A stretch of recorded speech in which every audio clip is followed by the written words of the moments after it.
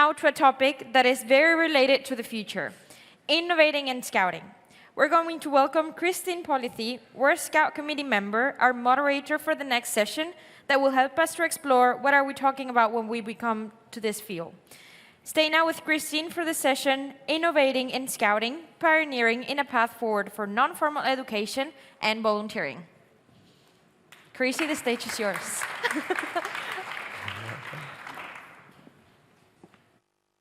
Thank you.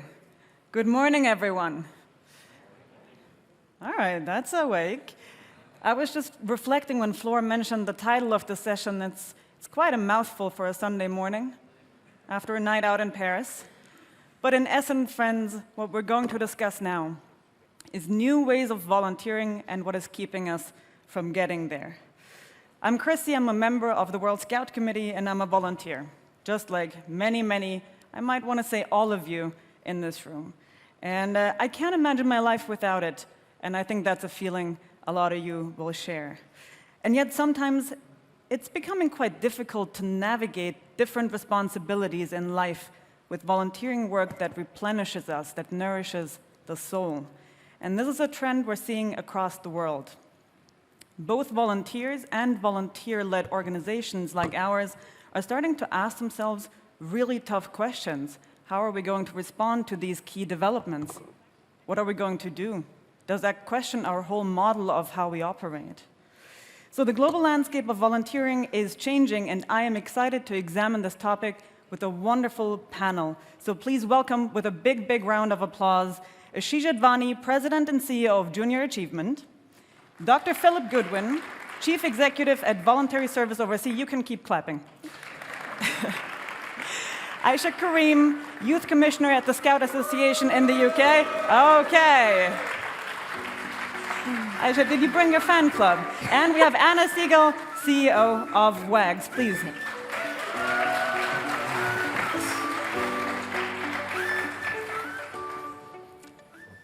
If you recruited your fan clubs to do this, please continue to do so. This is wonderful.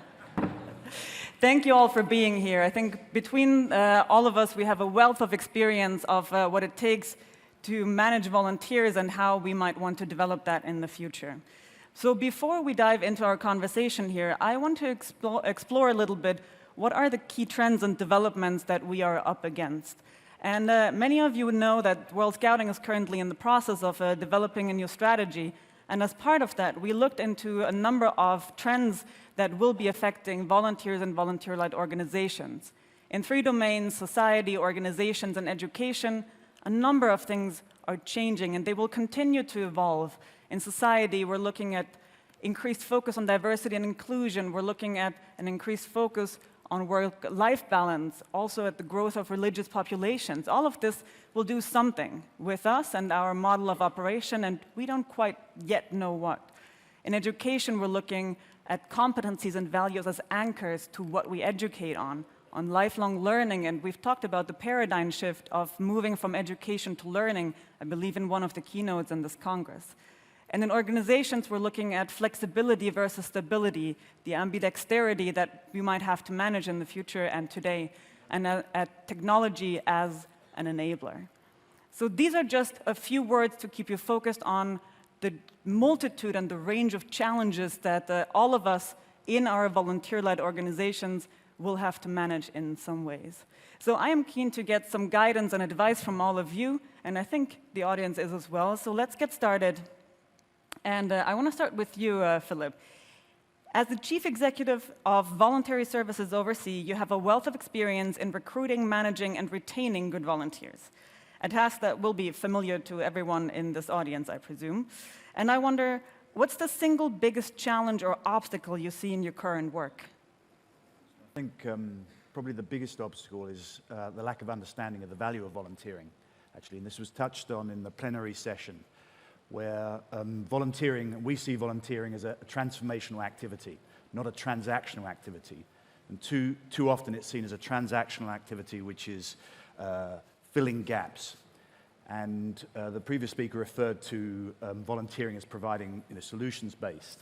But actually volunteering, if it's transformational, is actually not just providing labor, if you like, to support solutions, to problems that are defined by other people, but actually is working to redefine the problem. And I think allied to that, the second challenge around obstacles of volunteering is actually the view of youth in youth volunteers. So youth volunteers are seen as unskilled and therefore are pushed right to the transactional end of volunteering activity. They're not seen as transformational actors. And so there are not enough resources channeled to support youth volunteering. And yet we know that on the Sustainable Development Goals, as the UN Secretary General said when they were launched, those SDGs won't be delivered unless millions or billions of volunteers are mobilized around the world. And the majority of those volunteers need to be youth volunteers, redefining the problems as well as redefining the solutions and filling those gaps. That's right. And I mean, that's a comprehensive problem to look at. And I wonder, do you have any advice on how to manage this? How do you manage this in your organization? So a big part of what we do is advocating with national governments, with organizations. We support multilateral institutions. So we're currently partnering with the African Union, for example, on their Pan-African volunteering platform. We have an agreement with the ASEAN nations as well to do the same. And I think that the development of national volunteering policies that start to understand the transformational nature of volunteering, and particularly focused on youth, we have led the development of a global standard for volunteering for development. And that's really important in framing volunteering action. So thinking about design, delivery, measurement, management of volunteering, and thinking about it in this through this transformational lens. I think these are really important sort of foundations to support transformational volunteering. What strikes me about what you're saying is it's a very structured approach to looking at volunteering, right? You mentioned different stages and different elements of it, and I think that's a key component that is incredibly important in navigating these challenges. All right, thank you for that. And Aisha, I want to continue with you here, and you're the UK Youth Commissioner, Yes. and you're responsible for championing youth-shaped scouting. This is great. And I understand part of this is to support volunteers to embed young people's ideas and decisions in the daily activities. So I wonder, with all the challenges to volunteering we just started discussing, which ones do you think are particularly crucial for young volunteers? Thank you, Christy, for that question. I think it's a really, really important one in today's day and age.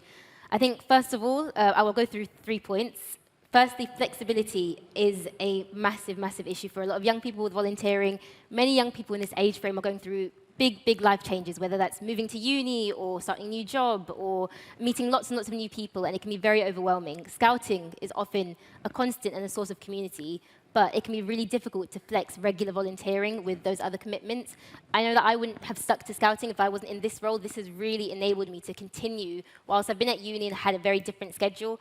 One of my leaders has always said that there's a role for everybody in scouting.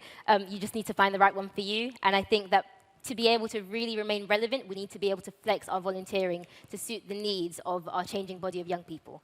I think the second thing, actually, is to echo what Philip has just said, ensuring that young people are really empowered to have a meaningful voice. I know that as a movement, we all feel very passionately about giving young people opportunities, and we recognize how important it is that young people are involved in decision-making, but the next step there is to actually support them to make the changes and impact they want to see, not just providing them the platform. I think good youth-shaped scouting involves young people working in partnership with adult volunteers, and it's only through that that we can remain really relevant as a movement. And finally, I'd say accessibility is a key issue. Young people from all backgrounds and all levels of experience should be able to access volunteering and scouting. And a powerful movement is really one with diverse leadership so we can grow and continue to learn together. Yeah, absolutely. Absolutely, and part of your job is also to ensure that young perspectives are being heard. So I wonder if you can talk a little bit about the opportunities you see of ensuring proper youth leadership in our volunteering practices in scouting. Another excellent question. I mean, I'd say, first of all, range of opportunity is really important here. I think it's important to recognize that young people across all sections and age groups are at very different stages of their leadership journeys. And leadership is not necessarily just about taking charge and taking the lead. It's also about leading yourself. So we need to make sure our opportunities are flexible to enable that. Again, I'll give you 3 great examples that have really helped me through my own scouting journey. First of all, the UK has a Young Leaders Program, which is an opportunity for 14 to 18-year-olds to take on some leadership training and do some modules, and then support adult leaders in sections as full members of their leadership teams. Again, and it's all about that meaningful voice where young people are able to directly see the impact that they can have on scouting. And it's really, really a brilliant opportunity. It's currently under review, and we've had lots of NSOs really support us with that review, so we can make sure we share key learnings there. Secondly, I'd say embedding opportunities throughout our program for young people to take on the lead. We have one brilliant tool that we use called the U-Shape Award, which was an award developed by young people for young people. The most powerful thing about it for me is the fact that it can be delivered across all sections, all the way from an 18-year-old in scouting through to a 4-year-old squirrel in scouting, obviously adapted to suit different competencies. A leadership journey can really begin at any age, and I think it's important to recognize that. Finally, one key opportunity that I think we sometimes forget about is peer leadership. My very first experience as a leader was as a sixer in Cub Scouts. The chance to lead in a safe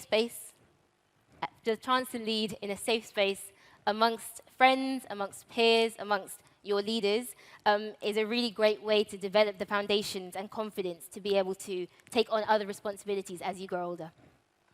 Absolutely. And I think there is a good practice right there for a lot of NSOs to pick up on that seems to be really a beacon of pushing this forward. Anna, I want to move to you. As the CEO of WAGS, you'll be familiar with a lot of the volunteering challenges that we're facing and discussing in this group. What innovative approaches are organizations like WAGS taking to mobilize volunteers? Thank you very much, Chrissy. Some of what I'm going to say actually follows quite nicely from the 2 previous speakers, which is not surprising since we're all concerned about and care about volunteering and young people.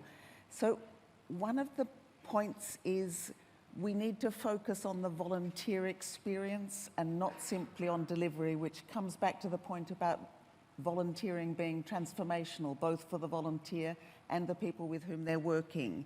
So I think we need to make sure there are opportunities for learning conversations, that it's a real leadership journey that the volunteer, as well as the young people, are going on together. The second point, I think, is for volunteers to feel valued and able to work successfully in the volunteering that they take on. They need to feel they're part of a network, part of a community. I think it's really important to make sure that we have a strong volunteer community, open and transparent. People are welcomed for the work that they can contribute, and that which they contribute is seen as something that comes from their own experience. I think you need to make sure that there's transparency and openness about the process so that everybody has an opportunity to seek volunteering opportunities. I think the merit of that also is it takes it down from an approach which is a bit like headhunting, where we're choosing the people that we think would be good volunteers. That's not what volunteering is about. We all have something to offer, and we all should be contributing because we contribute to others and we contribute to the enrichment of our own lives. And the last point is very similar to the one that you made earlier, which is we need to also be very conscious about equity and accessibility in our volunteering programs. We need to consciously look at the behaviours and the barriers that we may have in place, but not necessarily see. So we need to very consciously think about what we're doing in our volunteering, when we're recruiting volunteers, when we're training volunteers, when we're working with volunteers. Are we making sure that we're not giving a preference to English? Are we designing programs in ways that are multilingual and deliberately designed in that way? Are we thinking about accessibility? Not everybody is brilliant at filling out ghastly online forms to apply to be a volunteer. Are there other methods, particularly perhaps for young people to be applying, but not only for young people? And then I think we also need to think very carefully, how do we make volunteering accessible? Again, joining onto your point. A lot of other commitment. Whoops, it's fallen down. I knew that was going to happen. How do we make sure that the volunteering is accessible also for the young? And that may be in having flexible volunteering models. I'll stop there. I want to pick up on two things while the tech stuff gets sorted out. One is that I think what you mentioned is really important. It starts with introspection, of really understanding what kind of barriers we might be putting in place we're not aware of. I think that's very powerful. And the second piece you mentioned is actually a wonderful follow-up, because we talked about flexibility of giving different volunteering opportunities. And when we looked at the trends a couple of minutes ago, there is an element about flexibility and stability in your volunteering structures, about the ambidexterity of an organization being able to handle both. How do you feel about balancing short-term volunteering opportunities and long-term volunteering perspectives, both from an individual perspective, but also from an organizational perspective?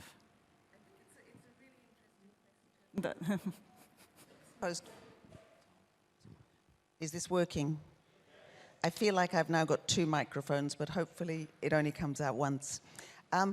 It's a really important question, and I think the whole of the voluntary sector needs to really analyse it, think about it, and adopt some changes in response to it.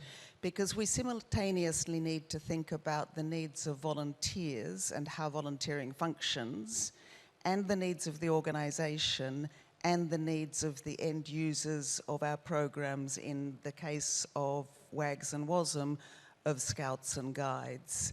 And the needs will be overlapping, but not necessarily the same, and we need to be conscious of all three sets of needs at the same time.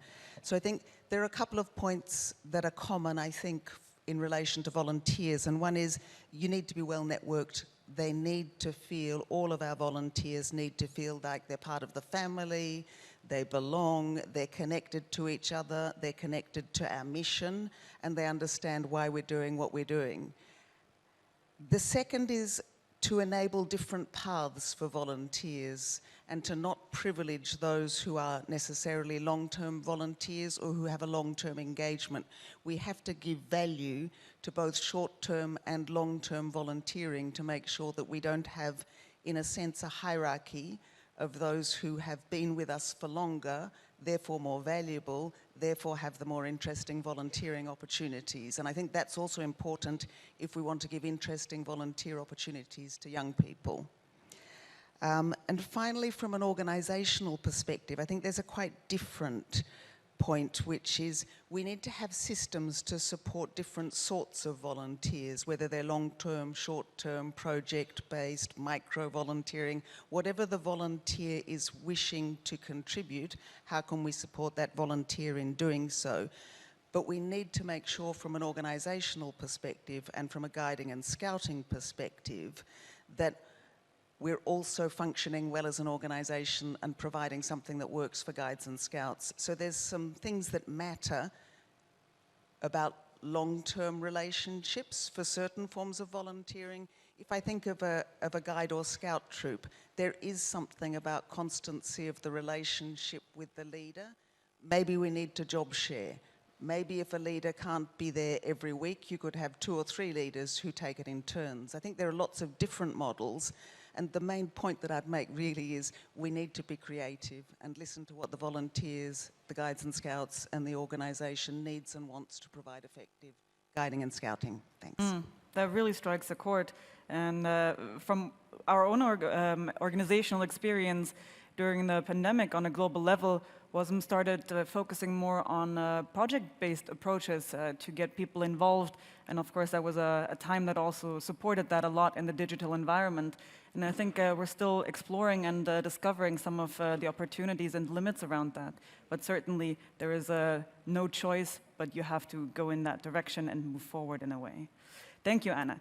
Ashish, I want to move to you now. And you're the president and CEO of Junior Achievement, a youth-serving NGO that delivers hands-on immersive learning in entrepreneurship, work readiness, and financial health. And you deliver more than 15 million student experiences each year in over 100 countries. So you have really unique insights into innovation and education with a particular focus on skills development. So I wonder, in your view, what are the core competencies we need to develop in our volunteers in the future so they and we are able to cope with the trends and developments we're talking about? Thank you. It's such a pleasure to be here. It's my first time at a scouting event. I'm a former scout, so I'm a little bit terrified, to be honest, being up here. But I'll just start by saying, because I have a short amount of time, I'm trying to organize my thoughts to be productive for you. So I have 3 numbers for you, 8, 115, and 17. I'll start with 8. That's the number of countries in which junior achievement chapters around the world already collaborate with scouting chapters around the world. So it's happened on its own. The skills-based programs that we have are ones which you already use in these 8 places. I have a workshop later, I think in the afternoon, I believe, where I'll be going into more specifics. I won't do that in my short time here. But it's already happening organically, so my colleagues are collaborating with your colleagues, which is fantastic. I'll give you one example of a skill for the future of work that's critical. It's called self-efficacy. It's a funny-sounding word, but it's one of the most important skills for the future of work, because it underlies so much of the other skills that are relevant. Self-efficacy really means having the kind of self-confidence and self-belief that Aisha has. I mean, essentially, forget the intellectual definition, just look at Aisha, and wouldn't it be an amazing world if all of the young people that we reach had the self-confidence and self-belief and the communication skills to be able to do what she just did? But what often happens with young people is we develop a program for them, we run through the program, their communication skills get from a 2 out of 10 to a 4 out of 10. And the young person goes, oh, I can never be Aisha. I'm only a 4, she's a 10. But it's our job as volunteers, as educators, to be able to say, you've gone from a 2 to a 4, you've doubled. And that little moment in a young person's mind goes, oh, I have doubled. And we, of course, have to have systems for measuring it. So the great speaker from UNESCO, Chris, earlier said, if you don't measure it, we at UNESCO and other organizations find it hard to partner because we need to have, for our stakeholders, clear measurement. So JA is really, really good. We try really hard at coming up with clear ways to measure stuff. And I think we're a volunteer-led organization, you're a volunteer-led organization. The second number I have for you is 115. So we operate in 115 countries, just like you. Wouldn't it be amazing if we could collaborate in more countries than just 8? So we have a bunch of different brands. You probably haven't heard of Junior Achievement. If I asked you to raise your hand, I'm sure many of you don't know. But our brands are Injaz in the Middle East, Young Enterprise in the UK. We have 14 brands in Europe. It's complicated. I have a job like yours. It's super complicated. Nobody wants to change their brand. It makes my job a little bit harder to come to these conferences and explain what we do. But it doesn't matter, because what really matters is not our brand, but really what we do every day. And so 115 is the second number. The third number is 17. So 17 is the UN Global Goal, which is about partnerships. So we've already all signed up to partner better with each other. We've already said that, and frankly, the UN has done something so incredible, it's created a common framework for all stakeholders to get behind what we need to do to actually advance the state of the world. So we don't need to argue about what our strategy is and what your strategy is. We already have a framework for collaboration. So let's lean into this number 17. We have a little simple framework that we've introduced called fixed, flexible, freestyle. Some things are globally fixed. Many things, though, are regionally flexible. Europe is different from Africa. You know, we're not collaborating at all in Africa, but we're collaborating well in Europe. So why can't we take what we've learned and do something unique in Africa? That wonderful speaker from Uganda talked about intentionality. I love it. Let's be intentional about ways that we partner to actually focus on skills for the future of work. And then there's freestyle. Freestyle is completely developed by local chapters. So WASM and J Worldwide have to do nothing but empower you to collaborate and do our best to make it easy and simple with concrete examples. So I leave you with 8, 115, and 17. Thanks. And I think you leave me with self-efficacy as well. I think that's a skill really I want to pick up on as well and highlight, because that connects very well to what we talked about, what gets people involved in volunteering and retains them here. You also work with volunteers in very dynamic and sometimes, unfortunately, unstable regions of the world. And I think this is an experience also shared by, unfortunately, an increasing number of national scout organizations. What words of advice do you have for recruiting and supporting volunteers in environments of uncertainty where things change often and that extra bit of reassurance is not always available?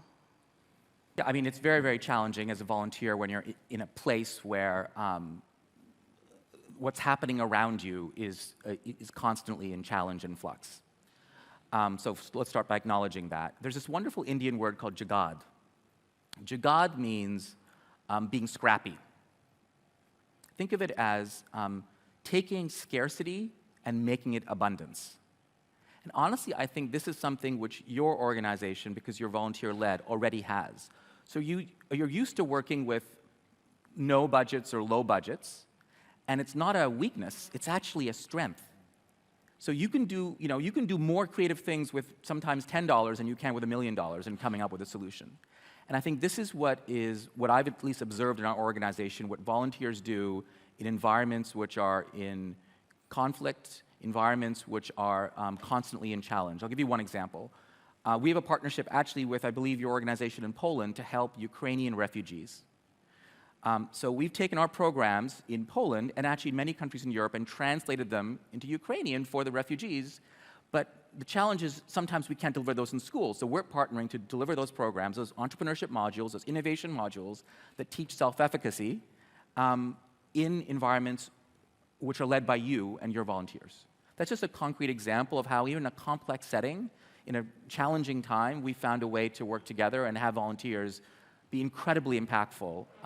Because if the volunteer experiences jagad and projects that to young people, the young people say, oh, well then, I guess I can do this too. So that's my quick answer to your very complicated question. Well, I did try to negotiate 5 to 7 hours for this panel. Unfortunately, was declined. So we'll have to stick with the short answers here. But you mentioned that there will be other opportunities to connect with you on this. And to wrap up this panel, I really want to do a round of quick-fire questions, and I ask you to, if you can, answer in 5 sentences or less. Okay, up for the challenge? Let's go. Aisha, I've got one for you, and that is, what single innovation do you think Scouting should consider implementing to really change the experience for young volunteers across the world? I think I can headline that in probably one sentence, and I'll explain a little more. I'd say a global leadership and development program for young people with some embedded mentorship. I mean, this is my first ever World Scouting event, and I've heard about so many. Welcome. I've really enjoyed it so far. But I've heard about so many incredible opportunities across the world, in the Inter-American region with leadership training and the international leadership training in the Arab region. An opportunity for young people from across the world to connect, learn together, and discuss global issues. We've spoken a lot about the SDGs this weekend. And then bring that learning back to their own communities would truly, really allow us to make a real impact as global citizens and make those changes that we've discussed really need to be made collectively, globally, at the same time. That's a great way of putting it. Thank you.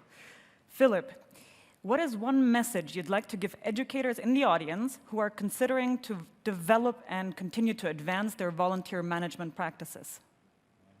Okay, so I think probably something that's really struck me in terms of this conversation is that actually it's really important that educators are thinking about inclusive volunteering. And certainly in the informal education space, thinking about how community volunteers are included in the design, delivery, assessment, and development of education programs is really important. So it was really good to hear from Yanis, Ram, and I'm sorry, I forgot the lady name from Uganda. Please do talk to me afterwards, because we're working in all of those countries in informal education with community volunteers, and thinking about who should be volunteering and who can be volunteering is really important. Wonderful. Ashish, what do you think is the single biggest success factor when you innovate in education, because change is really hard? Focus. We're all too busy. We all have too much to do. Pick not more than 3 things you want to get done in the next 6 months, write them down, keep looking at them, and come back in 6 months, and be happy if you got 1 or 2 done. Don't be sad that you didn't get the 2 things done that you needed to get done. Going from a 2 to a 4, you doubled, going on the focus. And Anna, for you, what is the single most important volunteering trend in your eyes that Guiding and Scouting will need to adapt to in the next decade? Thanks again.